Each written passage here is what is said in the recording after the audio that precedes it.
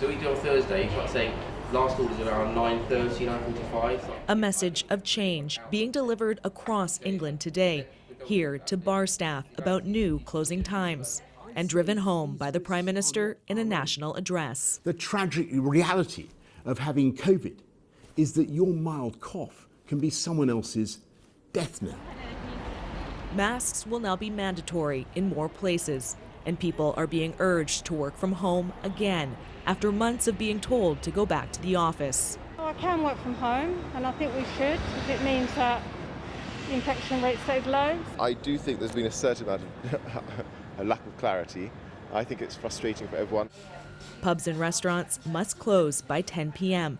in an effort to prevent risky behavior from drinkers. We're definitely going to have, This owner says the industry is being unfairly targeted. we'll probably be taken out by this. We haven't done anything wrong. They just go elsewhere, which the government must have realised by now.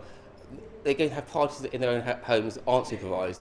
Earlier in the House of Commons, Boris Johnson said new fines will be handed out and that the military has been offered to help police. There is nothing more frustrating for the vast majority who do comply, the law-abiding majority, than the sight of a few brazenly defying the rules. The government says people should assume these new changes will be in place for 6 months. And if the infection rate doesn't drop, new restrictions could be on the way.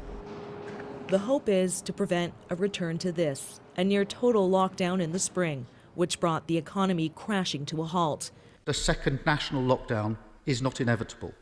That would be a huge failure of government, not an act of God.